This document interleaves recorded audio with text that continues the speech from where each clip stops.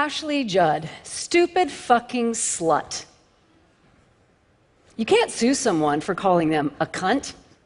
If you can't handle the internet, fuck off, whore. I wish Ashley Judd would die a horrible death. She is the absolute worst. Ashley Judd, you're the reason women shouldn't vote. Twisted is such a bad movie, I don't even want to rape it.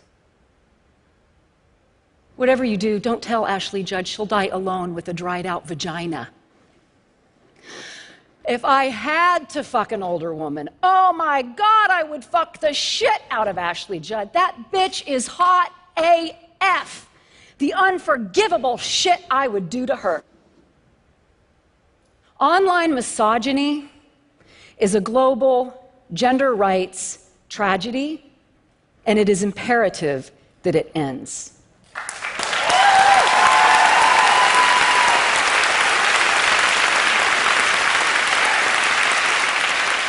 Girls' and women's voices and our allies' voices are constrained in ways that are personally, economically, professionally, and politically damaged. And when we curb abuse, we will expand freedom. I am a Kentucky basketball fan, so on a fine March day last year, I was doing one of the things I do best. I was cheering for my Wildcats. The daffodils were blooming, but the referees were not blowing the whistle when I was telling them to. Funny, they're very friendly to me before the opening tip, but they really ignore me during the game. 3 of my players were bleeding, so I did the next best thing. I tweeted.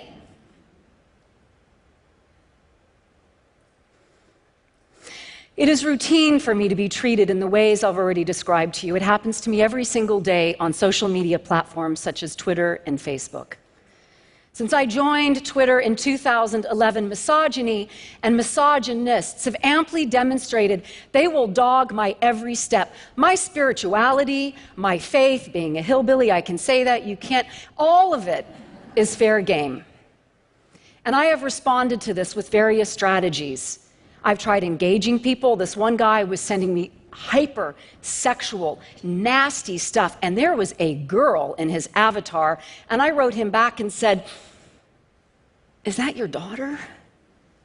I feel a lot of fear that you may think about and talk to women this way." And he surprised me by saying, "You know what? You're right. I apologize. Sometimes people want to be held accountable." This one guy was musing to I don't know who, that maybe I was the definition of a cunt. I was married to a Scot for 14 years, so I said, cunt means many different things in different countries. But I'm pretty sure you epitomize the global standard of a dick.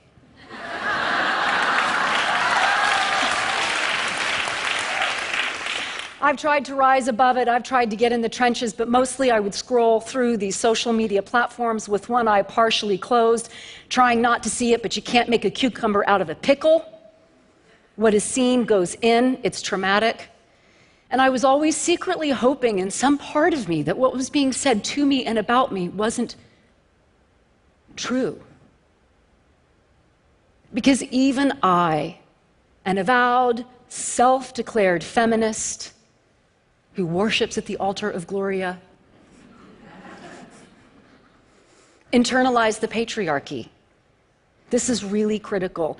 Patriarchy is not boys and men. It is a system in which we all participate, including me. On that particular day, for some reason, that particular tweet after the basketball game triggered something called a cyber mob. This vitriolic, global outpouring of the most heinous hate speech, death threats, rape threats. And don't you know, when I was sitting at home alone in my nightgown, I got a phone call, and it was my beloved former husband, and he said on a voicemail, "Loved one, what is happening to you is not okay."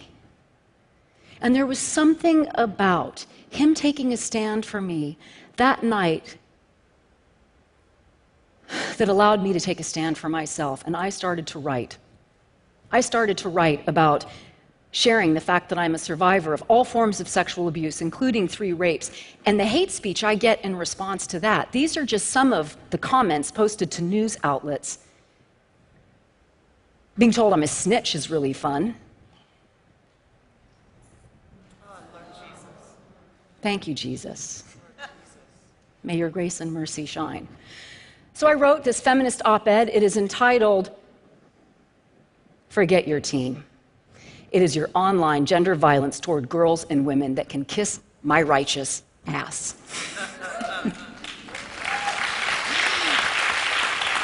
And I did that alone, and I published it alone because my chief advisor said, please don't.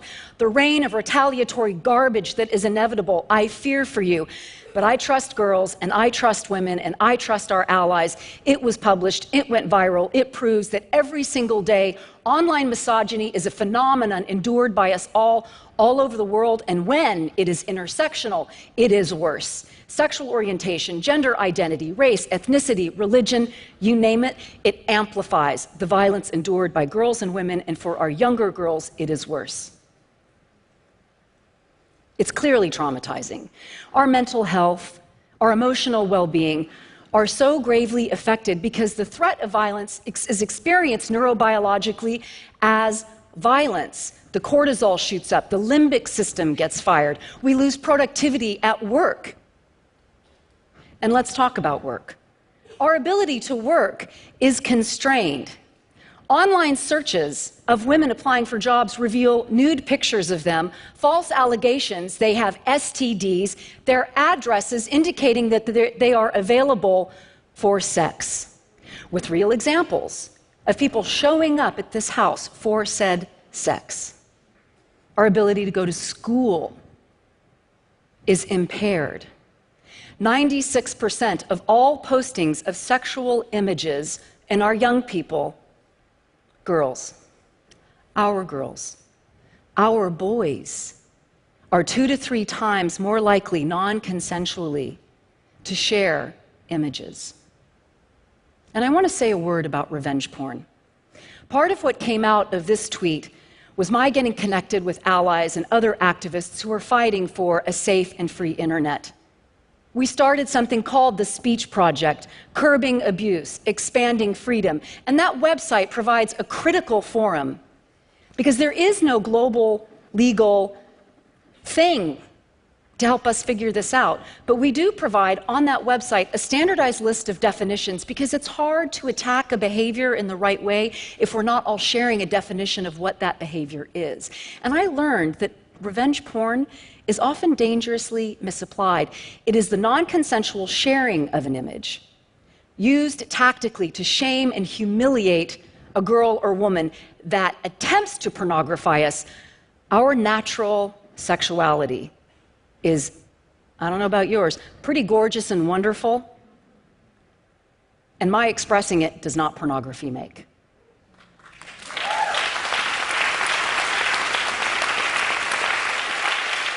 So I have all these resources that I'm keenly aware so many people in the world do not.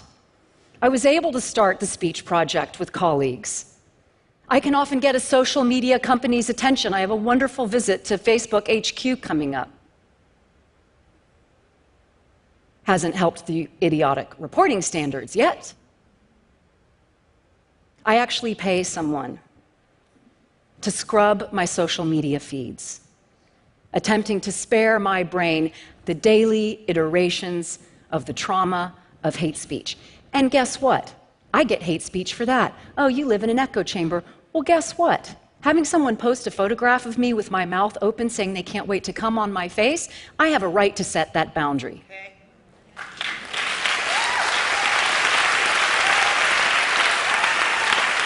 And this distinction between virtual and real is specious because guess what? That actually happened to me once when I was a child. And so that tweet brought up that trauma, and I had to do work on that. But you know what we do? We take all of this hate speech and we disaggregate it and we code it and we give that data so that we understand the intersectionality of it. You know, when I get porn, when it's about political affiliation, when it's about age, when it's about all of it. We're going to win this fight. There are a lot of solutions. Thank goodness. I'm going to offer just a few, and of course, I challenge you to create and contribute your own. Number one, we have to start with digital media literacy, and clearly it must have a gendered lens. Kids, schools, caregivers, parents, it's essential. Two, shall we talk about our friends in tech? Said with dignity and respect, the sexism in your workplaces must end. EDGE, the global standard for gender equality, is the minimum standard. And guess what? Silicon Valley, if L'Oreal in India, in the Philippines, in Brazil, and in Russia can do it, you can too. Enough excuses. Only when women have critical mass in every department at your companies, including building platforms from the ground up, will the conversations about priorities and solutions change. And more love for my friends in tech. Profiteering off misogyny in video games must end. I'm so tired of hearing you talk to me at cocktail parties, like you did a couple weeks ago in Aspen, about how deplorable #Gamergate was when you're still making billions of dollars off games that maim and dump women for sport. Basta, as the Italians would say. Enough. Our friends in law enforcement have much to do because we've seen that online violence is an extension of in-person violence. In our country, more girls and women have been murdered by their intimate partners than died on 9/11 and have died since in Afghanistan and Iraq combined. And it's not cool to say that, but it is true. We care so much geopolitically about what men are doing over there to women over there. In 2015, 72,828 women used intimate partner violence services in this country. That is not counting the girls and women and boys who needed them. Law enforcement must be empowered with up-to-date internet technology, the devices, and an understanding of these platforms, how they work. The police wanted to be helpful when Amanda Hess called about the death threat she was getting on Twitter, but they couldn't really when they said, "What's Twitter?" Our legislators must write and pass astute legislation that reflects today's technology and our notions of free and hate speech. In New York recently, the law could not be applied to a perpetrator because the crimes must have been committed, even if it was anonymous. They must have been committed by telephone, in mail, by telegraph. The language must be technologically neutral. So apparently, I've got a pretty bold voice. So let's talk about our friends, white men. You have a role to play and a choice to make. You can do something, or you can do nothing. We're cool in this room, but when this goes out, everyone will say, "Oh my God, she's a reverse racist." That quote was said by a white man, Robert Morris, chairperson, PricewaterhouseCoopers. He asked me to include it in my talk. We need to grow support lines and help groups so victims can help each other when their lives and finances have been derailed. We must, as individuals, disrupt gender violence as it is happening. 92% of young people 29 and under witness it. 72% of us have witnessed it. We must have the courage and urgency to practice stopping it as it is unfolding. And lastly, believe her. Believe her.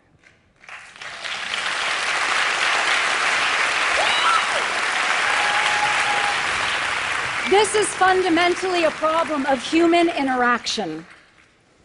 And thus, I believe that human interaction is at the core of our healing. Trauma not transformed will be trauma transferred. Edith Wharton said the end is latent in the beginning, so we are going to end this talk replacing hate speech with love speech. Because I get lonely in this, but I know that we are allies. I recently learned about how gratitude and affirmations offset negative interactions. It takes 5 of those to offset 1 negative interaction. And gratitude in particular, free, available globally, anytime, anywhere, to anyone in any dialect. It fires the pregenual anterior cingulate, a watershed part of the brain that floods it with great good stuff. So I'm going to say awesome stuff about myself. I would like for you to reflect it back to me. It might sound something like this. I am a powerful and strong woman, and you would say, yes, you are. Yes, you are. My mama loves me. Yes, she does. I did a great job with my talk. Yes, you did. I have a right to be here. Yes, you do. I'm really cute. God does good work. Yes, he does. And I love you. Thank you so much for letting me be of service.